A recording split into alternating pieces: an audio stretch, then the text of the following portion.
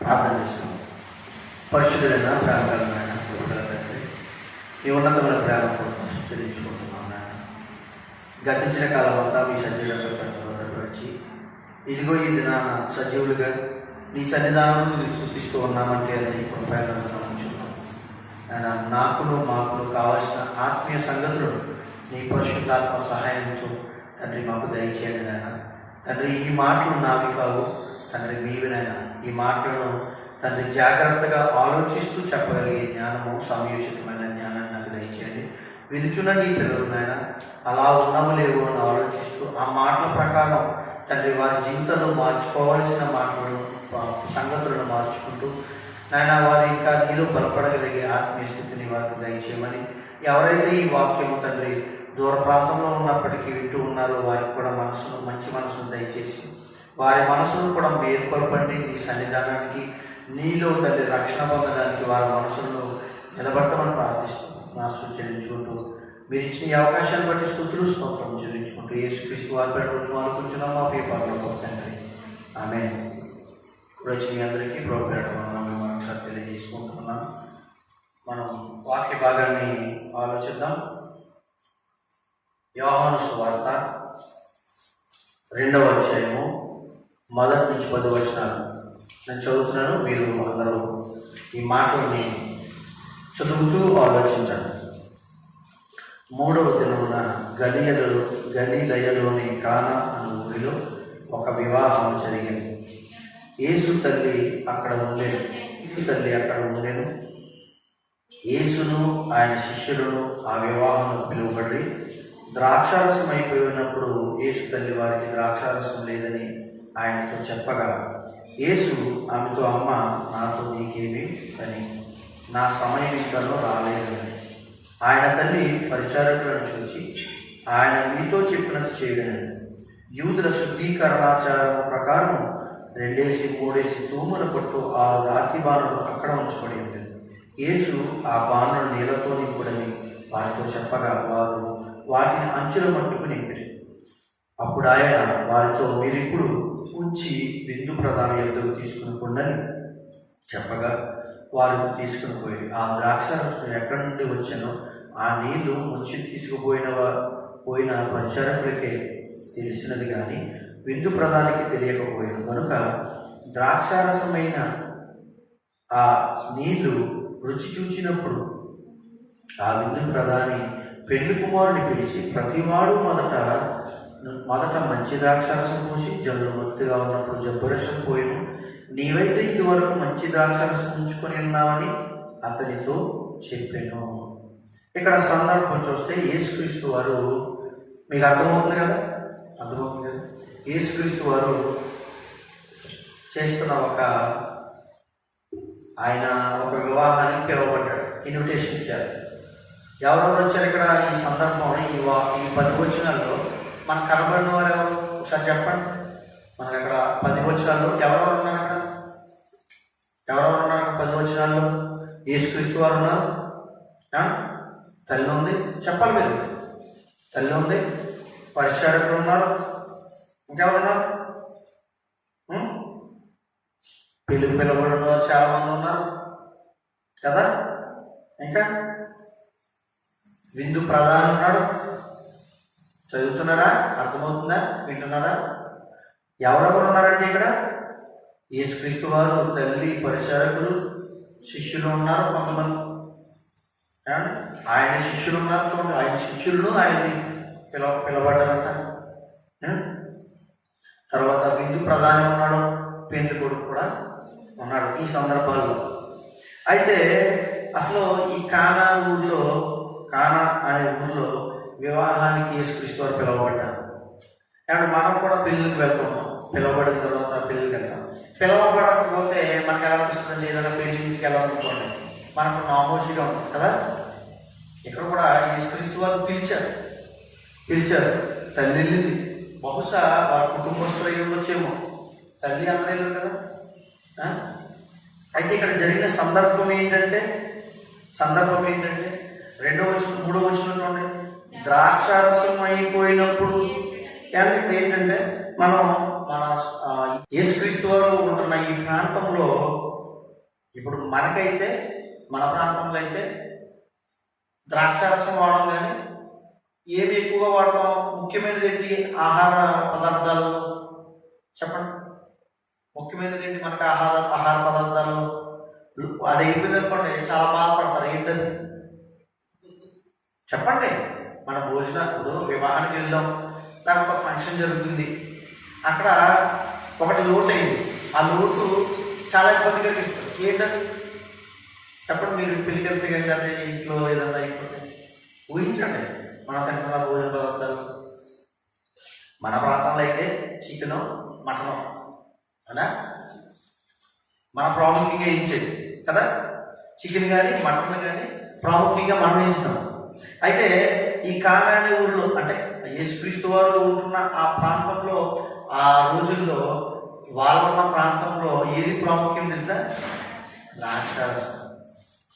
అంటే ఇప్పుడు ఒకవేళ ఎక్కడన్నా వివాహం జరిగిందనుకోండి, భోజనానికి వెళ్తాం, లాస్ట్లోనో లేకపోతే ఇప్పుడు మధ్యలోనో లాస్ట్లో దగ్గరలో అయిపోతున్నాం, వెళ్ళమన్నప్పుడు చికెన్ అయిపోయింది లేకపోతే మటన్ అయిపోయింది అంటారు. అప్పుడు ఎలా ఉంటుందంటే, ఏంటో ఏం పెళ్లి చేసాడు ఇక, భోజనం కూడా సరిగ్గా పెట్టలేదు అంటారు కదా. అలాగే వాళ్ళకి ఏంటంటే ద్రాక్షారసం అయిపోతే నామోషి అన్నమాట. ఆ ప్రాంతంలో ద్రాక్షారసం మెయిన్. మన చికెన్ మటన్ అలాగా అనుకుంటారు మన ప్రాంతాలలో. వాళ్ళ ప్రాంతాలలో ఏమంటే ద్రాక్షారసం మెయిన్. ఒకవేళ ద్రాక్షారసం అయిపోయిందంటే అక్కడ నామోషి. అర్థమవుతుందా? అందుకే యేసుక్రీస్తు వారి తల్లి వచ్చి యేసుక్రీస్తు వారిని అడుగుతుంది. యేసుక్రీస్తు వారిని అడుగుతుంటే చూడండి, ద్రాక్షారసం అయిపోయినప్పుడు యేసు తల్లి వారికి ద్రాక్షారసం లేదని ఆయనతో చెప్పగా, అక్కడ వాళ్ళ యొక్క ఇబ్బందుల పరిస్థితి బట్టి యేసుక్రీస్తు వారి తల్లి వచ్చి అప్పుడు చెప్తుంది, ద్రాక్షారసం అయిపోయింది, విందులు మెయిన్ థింగ్ అయిపోయింది అన్నమాట. చాలా ఇబ్బంది కదా, చాలామంది బాధపడతారు కదా, ఎందుకంటే వాళ్ళకి ప్రాముఖ్యమైనది అది కాబట్టి. అప్పుడు యేసుక్రీస్తు వారు ఏమంటారు? ఇప్పుడు ఎవరైనా నువ్వు సహాయం పొందరా, నీ సహాయం చేయడం బాబు అంటే ఏమంటారు? సరే నేను చేస్తానని అనుకోండి, వేరే ఉంటుంది. నా టైం ఇంకా రాలేదు అమ్మ అన్నాడు అనుకోండి, ఎలా ఉంటుంది? నా పని నాతో నీకేం పని? ఇప్పుడు మన తల్లి వచ్చి ఏదో పని చెప్తుంది, మనకి పని చెప్తున్నప్పుడు నాతో నీకేం పని, నువ్వు వెళ్ళి పని చూసుకో అన్నాం అనుకోండి, ఎలా ఉంటుంది? యేసుక్రీస్తు వారు ఏమన్నారంటే, నా సమయం ఇంకా రాలేదమ్మా, నాతో నీకేం పని అని అడుగుతున్నారు. అయితే తల్లి విసుక్కుంది అక్కడే. ఏమన్నా తల్లి బాధపడ్డదా అంటే లేదు. ఆ సందర్భాన్ని చదువుకుంటూ వెళ్తే అర్థమవుతుంది. ఎందుకంటే యేసుక్రీస్తు వారి గురించి వాళ్ళకి చాలా వరకు అర్థమైంది. ఏమంటే చూడండి, ఎక్కడ చూడండి, అమ్మ ఆమెతో అంటున్నాడు యేసుక్రీస్తు వారు వాళ్ళ అమ్మగారితో అంటున్నాడు, అమ్మ నాతో నీకేమి పని, నా సమయం ఇంకా రాలేదు. ఏ సమయం రాలేదు?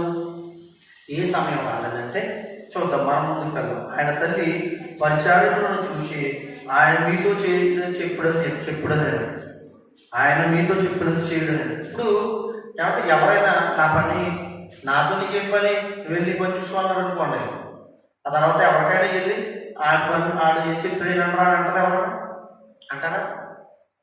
ఇదేంట్రా బాబు, నేను మంచి ఈ సమయంలో ఇంత కష్టమైన పరిస్థితుల్లో నీ సహాయం ఉంది చేయమని అడుగుతుంటే వీడు ఇలా అడుగుతున్నాడు, ఎలా అంటున్నాడు ఏంటో నాకు బాధపడతారా?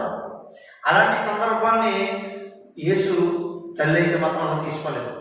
మీకు అర్థమవుతుందా?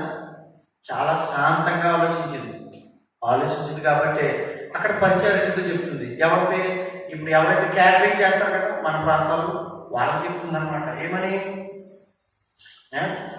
పరిచారకుడు చూచి ఆయన మీతో చెప్పినది చేయడం నేను అంటే యేసుక్రీస్తు ఏదో చేయడానికి సిద్ధపడుతున్నారని ఆమెకు అర్థమైంది.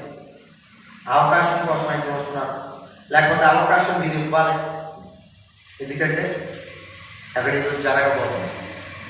ఇక్కడ సరే, ఇప్పుడు యేసుక్రీస్తు వారేమో యేసుక్రీస్తు వారు తల్లి అడిగింది, తర్వాత ఏమో పరిచయం చెప్పింది. తర్వాత జరిగిన విషయం ఏంటంటే, యూదుల శుద్ధీకరణాచార ప్రకారం 2-3 తూముల పట్టు 6 రాతి పనులు అక్కడ ఉంచబడి ఉండేను. యూదుల శుద్ధీకరణాచారం అంటే ఏంటి అర్థమైందా? ఇప్పుడు మనం ఎవరిని ఇంటికి వెళ్తే ఏమంటారో, బకెట్లో నీళ్ళు పెట్టి కాళ్ళు చేతులు కట్టుకోండి అంటారు కదా. అయితే యూదుల శుద్ధీకరణాచారం అంటే వాళ్ళు క్లీన్ చేసుకునే పద్ధతిని బట్టి, వారు శుద్ధి చేసుకుని చేతులు కాళ్ళు కట్టుకునే పద్ధతిని బట్టి ఆరేసి ఏడేమన్నాడు, 2-3 పట్టు 6 రాతి పనులు. తూములు అంటే వాళ్ళ కొలతల ప్రకారం నీళ్లు పట్టాయి. 6 రాతి పనులు పెట్టారు. అవి దేనికి అన్నాడు? దేనికోసం పెట్టారు? శుద్ధీకరణాచారం, క్లీనింగ్. ఏమండి, ఇక్కడ ఏమో తల్లి ఏమో ద్రాక్షారసం అయిపోయిందని చెప్పింది. యేసుక్రీస్తు వారేమో నా సమయం ఇంకా రాలేదని ఆయన అన్నారు. శిష్యులకి లేకపోతే అక్కడున్న పరిచారులకు చెప్పింది. ఆయన ఏం చెప్తాడో చేయండి. యేసుక్రీస్తు వారు ఏమంటారంటే అక్కడ రాతిబాణలు ఉన్నాయి. ఏ రాతిబాణలో?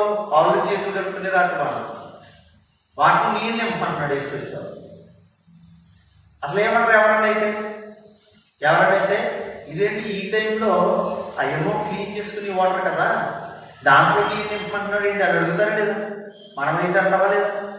ఇప్పుడు మనం త్రాగే నీళ్ళు ఎక్కడ పెడతాం? వేరే డబ్బా వేరేగా పెట్టుకుంటాం. మన వివాహ సమయాల్లో ఇంట్లో క్లీన్ చేసుకోవడానికి, శుద్ధి చేసుకోవడానికి, గిన్నెలు కడుక్కోవడానికి వేరే నీళ్ళు వాడతాం కదా. ఇప్పుడు మనమైతే మినరల్ వాటర్ తెచ్చుకుంటాం, మన డాక్టర్ వాటర్ ఏదో వాడుకుంటాం. అవి తెచ్చుకుని అందరూ తాగడం వాడతాం, వేరే డబ్బాలు పెడతాం.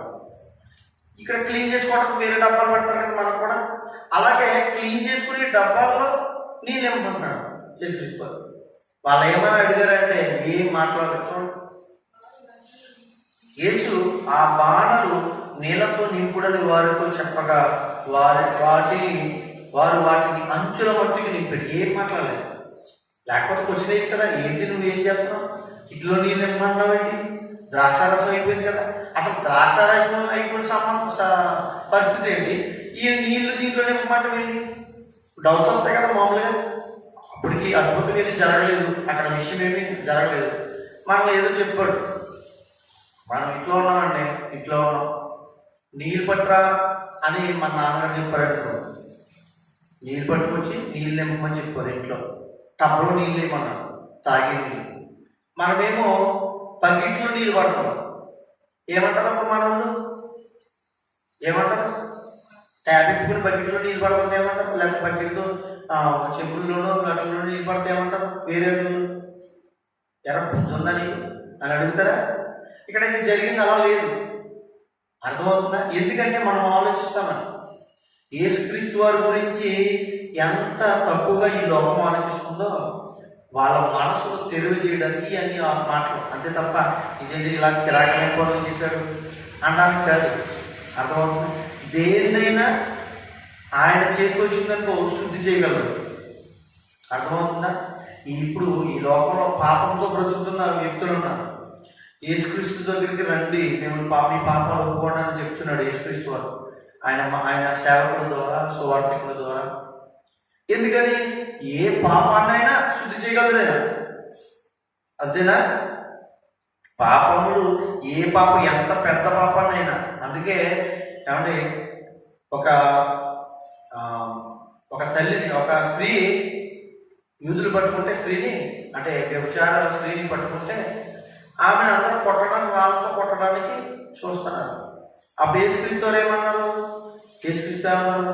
ముందు మీలో ఎవరు పాపం చేయలేదో వాడు మనకు రాయలేయండి, తర్వాత అందరూ ఏంటండి. అక్కడ ఉన్న వాళ్ళందరూ రాళ్ళు కింద పడేసి వెళ్ళిపోతారు. అంటే ఏదో తప్పు చేసిన వాళ్ళు అనమాట. అయితే ఆ స్త్రీ లేచి నిలబడి యేసుక్రీస్తు చూసిన తర్వాత ఉన్నప్పుడు, ఏరమ్మా నేను పట్టకొచ్చిన లేరంటే వాళ్ళు వెళ్ళిపోయారు.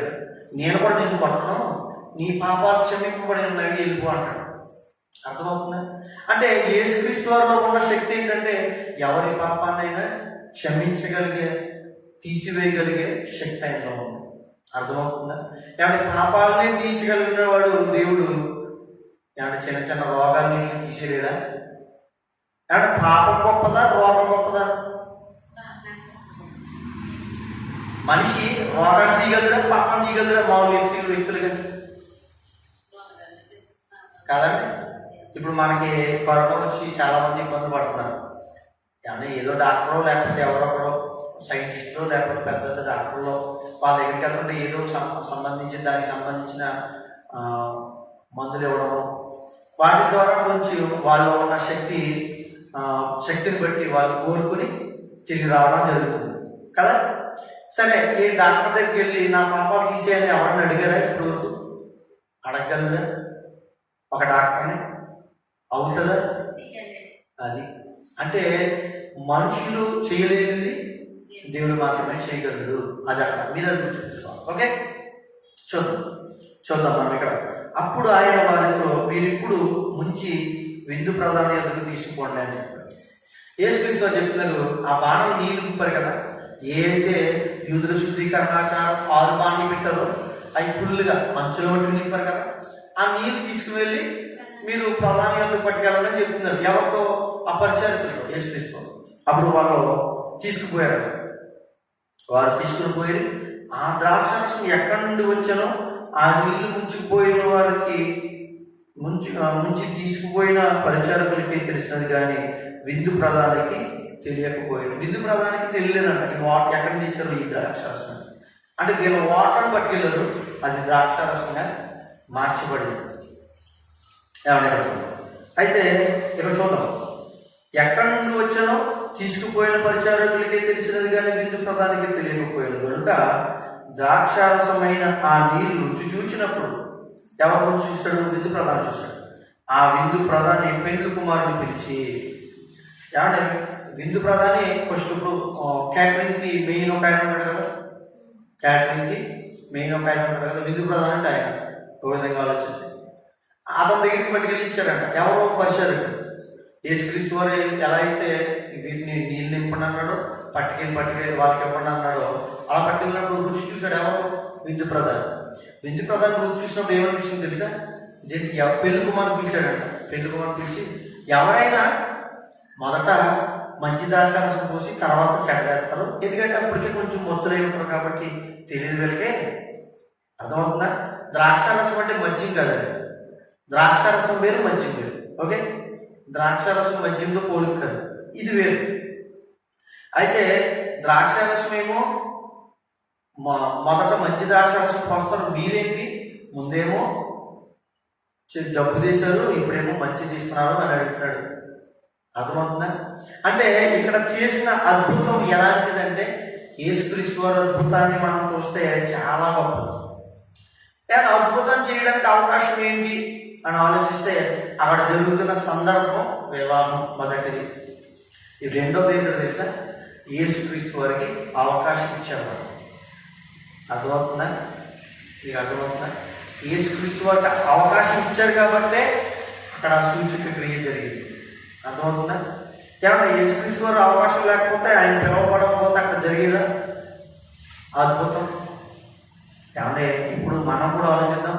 మన మనసుల్లోకి యేసుక్రీస్తుని అంగీకరించకుండా, మన మనసుల్లోకి మనం రక్షణ పొందకుండా, మన దేవుని అంగీకరించి మనం ఆయన పిల్లలుగా మనం పిలవబడకుండా, ఆయన్ని ప్రార్థించకుండా మనం అంగీకరించకపోతే మనకి ఆశ్చర్యం జరుగుతుంది. మన జీవితాల్లో జరుగుతుందా?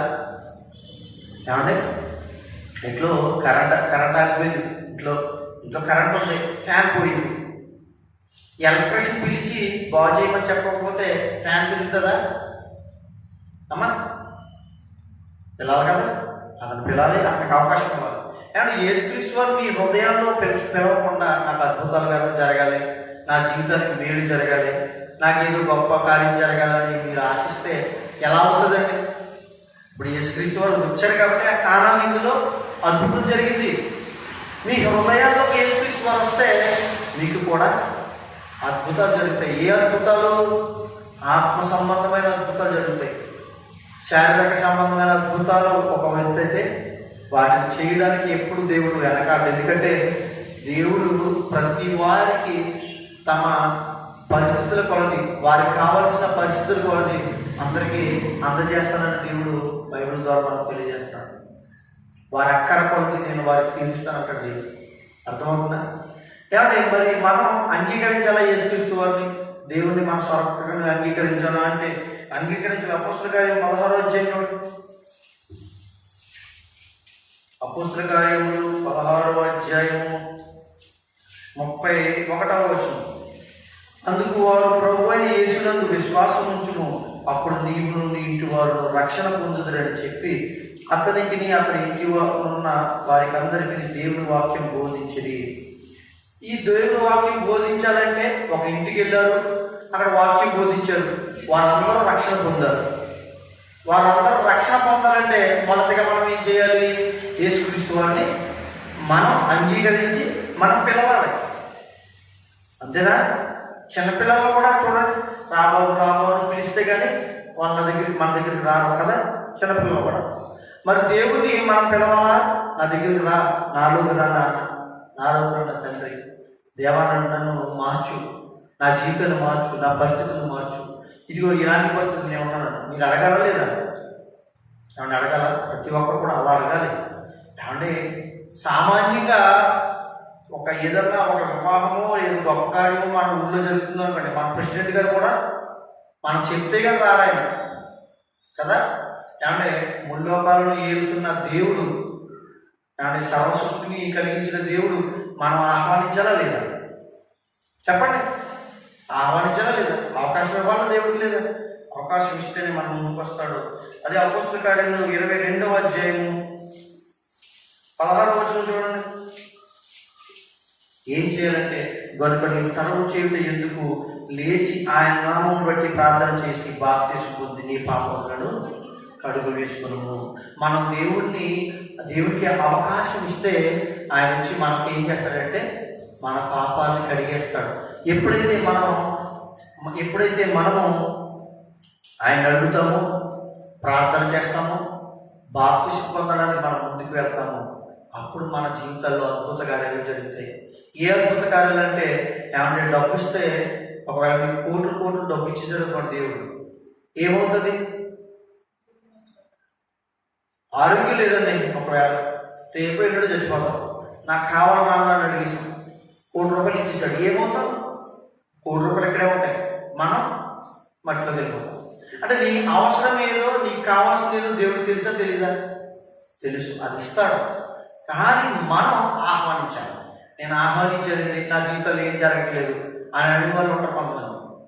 అంటే విశ్వాసంలో మీరు సరైన విశ్వాసంలో లేదు, అంటే దేవుని పట్ల మీకు పూర్తి నమ్మిక లేదు అని అనుకోవచ్చు. కొన్ని సందర్భాలు, కొన్ని విషయాల్లో ఏంటంటే దేవుడు మిమ్మల్ని పరీక్షిస్తున్నాడు అని కూడా ఆలోచించాలి. దేవుడు అలాగే అంటాడు, పరీక్షిస్తాడు. నేను పరీక్షించడం లేదా? యోగుని పరీక్షించడం లేదా? అంటే సాతాను ఇల్లు అడిగితే, దేవుడిని అడుగుతుంటే, ఇదిగో నువ్వు కంచి వేసావు కాబట్టి అతను నీ మీద విశ్వాసం ఉన్నాడు అంటే, అప్పుడు దేవుడు అంటాడు, ఆయన చంపడం తప్ప, యోగు గారిని చంపడం తప్ప నువ్వు ఏదైనా చేయొచ్చు అంటే, అతనికి ఎంత బలహీనత కలుగుతుందో ఆ బలహీనతల్లో కూడా ఆయన దేవుణ్ణి ఏమంటే తృణీకరించలేదు. అందుకే ఆయన గొప్పవాడుగా ఎంచబడ్డాడు. దేవుడి తర్వాత అంతకంటే గొప్పదైన దేవుడు స్వాస్థ్యాన్ని యోగు గారికి ఇచ్చాడు. మనం చదువుతున్నారు 10వ అధ్యాయం 9వ వచనం చూడండి. యేసు ప్రభువని నీ నోటితో ఒప్పుకొని దేవుడు మృతులలో నుండి ఆయనను లేపినని నీ హృదయం విశ్వసించి ఎడల నీవు రక్షింపబడదు. ఒప్పుకోవాలి, యేసుక్రీస్తు ప్రభువని ఒప్పుకోవాలి, యేసు ప్రభువని ఒప్పుకోవాలి. ఎంతమంది ఒప్పుకుంటారమ్మా? అంటే అతనేమో కొంతమంది అంటారు, ఏమంటే తక్కువ వాళ్ళు దేవుడు అంటారు కొంతమంది.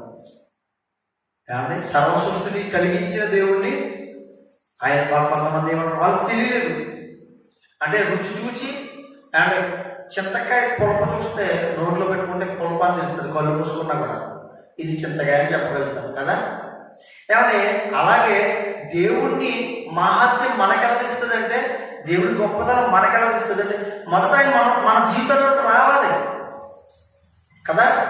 ఎలా అయితే ఒక ఫ్యాన్ రిపేర్ చేయడానికి ఒక కరెంట్ మ్యాన్ని మనం ఇంట్లోకి ఆహ్వానిస్తామో లేకపోతే పిలుస్తామో, అతను వచ్చి దాన్ని బాగు చేస్తాడు. అప్పుడు దాని నుంచి వచ్చే గాలిని మనం సేద తీరుతాం. అవునా కదా?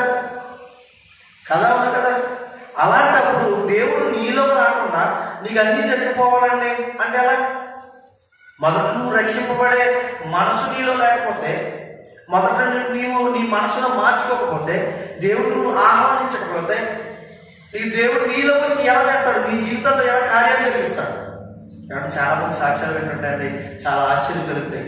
మొదట మేము ఎలా బ్రతికామండి, దేవుడు తెలియకుండా ఎలా ఉన్నామండి, అన్యులమండి, మాది పలానా మతం అండి, పలానా కులంలో బ్రతికామండి, ఇలాంటి గొప్ప వాళ్ళ జీవితంలో బ్రతికామండి, అయినప్పటికీ నేను ఎదిరించి, లోకాన్ని ఎదిరించి దేవుడి నా పరిస్థితుల్లో దృష్ట్యా నేను దేవుడి దగ్గర వచ్చాను, అందుకే దేవుడు నా జీవితంలో గొప్ప కార్యం చేశాడు సాక్ష్యాలు ఎంతమంది వినలేదు? అవునా? అవునా కదా? అలాంటప్పుడు ఇవన్నీ వింటారు కానీ కొంతమంది తమ మనసులో మాత్రం మార్చుకోరు, కఠిన హృదయాలు అయిపోతారు.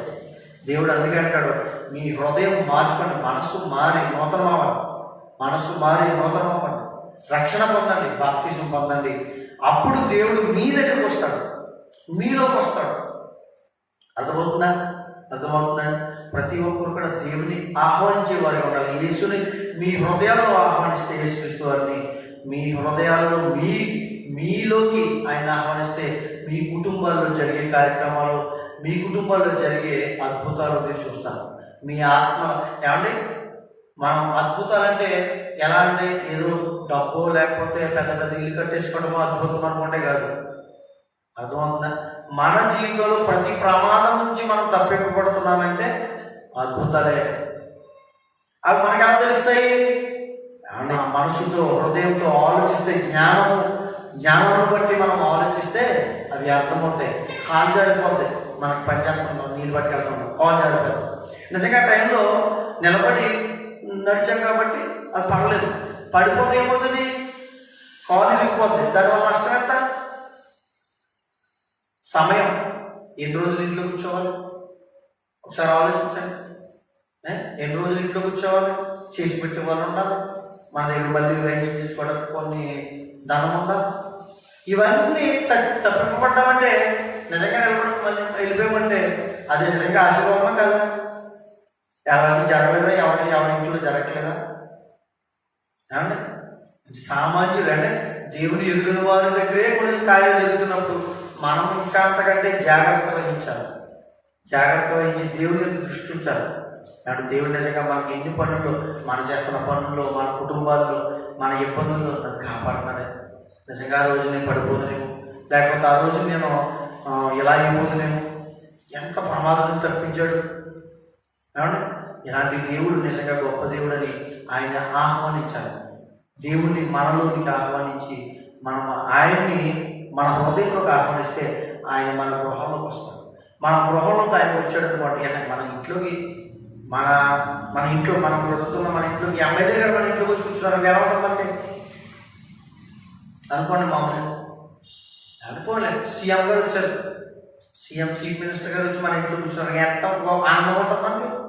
అండ్ ఆనందం ఉండదా మీకు ఎవరికి చెప్పట్లేదండి? ఆనందం ఉంటుంది కదా. అంటే ఒక సంతోషం ఏంటి, మన రాష్ట్రాన్ని పరిపాలించిన నాయకుడు మన ఇంట్లో కూర్చున్నాడు, గొప్ప ఆనందం.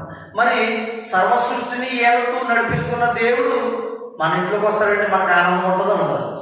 మరి ఆనందాన్ని పొందుకోవాలంటే మొదటగా మనం చేయాల్సింది ఏంటంటే, మనం మొదట ఎలా అయితే ఈ కారణాలకు ఆయన ఆహ్వానింపబడ్డాడో ఆయనకి అవకాశం ఇచ్చాడు కదా. అక్కడ ద్రాక్షారసం అయిపోయింది కాబట్టి ఆయనకి అవకాశం వచ్చింది. అర్థమవుతుందా? అద్భుతాన్ని ఆయన చేయమని అడిగింది, మరి అడిగిందా లేదా? ఎలా అయిపోయింది ఏంటి అంటే, నాకు టైం ఇంకా రాలేదు అంటే ఆమెకు తెలుసు ఏదో చేయగలదు అంటే ఈ దేవుడు చేయగలడు ఆమెకి తెలుసు. ఆమె జీవిత విధానాన్ని, ఆమెకి వచ్చిన పరిస్థితుల్ని ఆలోచిస్తే ఇవన్నీ జరిగినని మనం అర్థం చేసుకోవచ్చు. అందుకనే ఏ విధంగా అయితే ఆ కానా విందులో ఆయన అద్భుతాలు చేశాడో మన జీవితాల్లో ఆయన అద్భుతం చేయాలంటే మనం యేసుక్రీస్తు వారికి అవకాశం ఇవ్వాలి. రక్షణ పొందడానికి మనం ముందుకు వెళ్ళాలి. ఆయన దేవుడిని నమ్మాలి, మన నోటితో ఒప్పుకోవాలి, మన హృదయంతో ఆయన్ని ఆహ్వానించాలి. అప్పుడు మన మధ్యలో ఆయన ఉంటాడు. ఆయన చేయాల్సిన ప్రతి పనిని మన జీవితాల్లో చేయడానికి ఆయన ఇష్టపడుతున్నాడు. మీరు కూడా మీ యొక్క జీవితాల్లోకి, మీ హృదయంలోకి యేసుక్రీస్తు వారిని ఆహ్వానించాలని నేను తెలియజేస్తున్నాను. మీరు కూడా అట్టి మంచి ధన్యతను పొందుకోవాలి. ఏమంటే మన జీవితాల్లో ఎవరైనా ఇంకా ఆహ్వానించలేదా? ఎవరైనా యేసుక్రీస్తు వారిని ఇంకా అంగీకరించట్లేదా? దయచేసి మీ మనసును మార్చుకోండి. దేవుడు మీ జీవితాల్లో అద్భుతాలు చేయడానికి సిద్ధపడుతూ ఉన్నాడు, ఇష్టపడుతూ ఉన్నాడు. మనందరం కొళ్ళు మూసుకున్నట్లయితే మనం మన జీవితాన్ని ఆయన అప్పగిస్తాం, మనం ఆహ్వానిద్దాం, మనం కూడా ఆహ్వానిద్దాం.